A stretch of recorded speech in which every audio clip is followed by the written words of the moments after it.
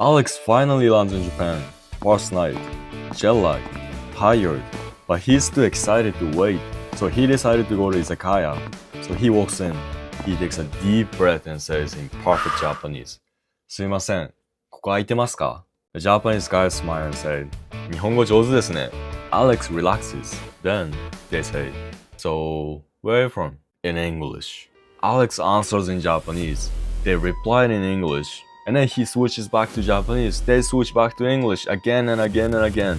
It just keeps happening even though Alex is trying to have a conversation in Japanese. Wait, I studied so hard on Japanese. I studied textbooks, grammar, polite Japanese. I even passed JLPT. So why does this keep happening?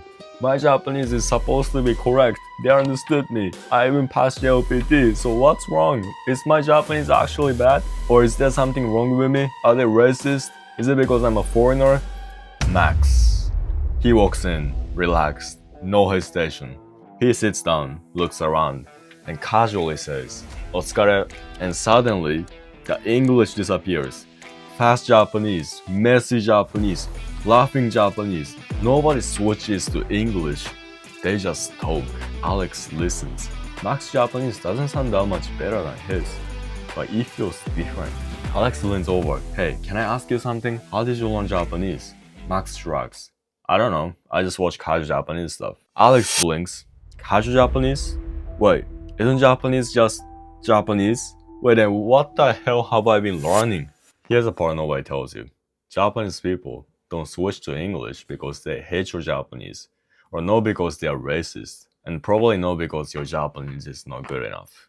So in this video, I'm gonna walk you through the reason why Japanese people switch to English even when your Japanese is good enough to hold a Japanese conversation. And this is something that no textbooks or no Japanese teachers talk about, but you need to understand this. So let's get into it. So the reason why Japanese people switch to English is because in the moment, English feels easier. That's it. But here's the most important part. It's not just about language level, it's about efficiency. Not just linguistic efficiency, but emotional efficiency. Linguistic efficiency is simple. If their English is stronger than your Japanese, the conversation naturally drifts into English. So whoever has a stronger frame in the moment sets the language. That part makes total sense, right? Everybody talks about that. But here's what nobody explains. Even when your Japanese is good, Japanese people still switch to English. And this is why. In daily life, we don't want to think that much. We just want to relax. We just want to be ourselves, right? And in Japan, being ourselves only happens in casual Japanese. Because casual Japanese is the language we use with friends, families, lovers, or people who we are close with. It's the language where we drop the mask, where we chill, where we relax, where we just be ourselves. We don't use it with our bosses. We don't use it with our teachers because we use formal Japanese for that. So when someone keeps speaking formal Japanese to us, even if it's correct, emotionally, it's tiring and draining. I refuse to spend a time with someone who only speaks formal Japanese with me. And I'm sure majority of Japanese people would feel the same way. If you have Japanese friends, go ask them if they would be okay with speaking formal Japanese for the rest of their life.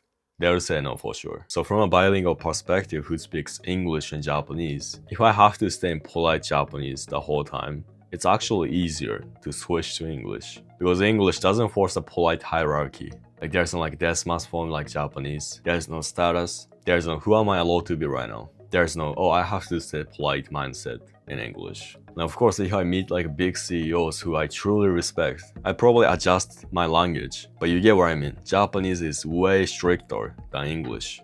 In most cases, when I speak English, I can just talk the same way I talk to my friends. You don't have to overthink about the polite grammars, polite form, desu form, watashi no namae wa, and that's the part nobody tells you. So when you only speak formal Japanese, you're not just speaking correctly, you're keeping the relationship in outsider mode. So for Japanese people, consciously or subconsciously, English feels easier, feels more relaxed than polite Japanese.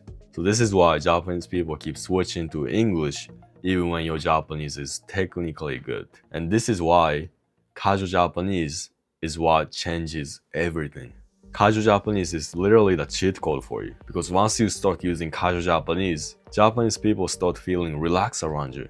they stop wearing this polite mask and they start showing the version of themselves that only exists with friends. And once you can make that happen, a powerful thing comes to you. They stop simplifying their speech for you. You start hearing more real Japanese, messy Japanese, fast Japanese, broken Japanese, slang Japanese, everything you never find in textbooks or in language schools. The more real Japanese you hear, the better your Japanese gets. And it becomes a cycle. So now we just learned this hidden pattern. So when you speak casual Japanese, you activate the friend mode and it signals comfort and Japanese stays because it feels comfortable to speak Japanese.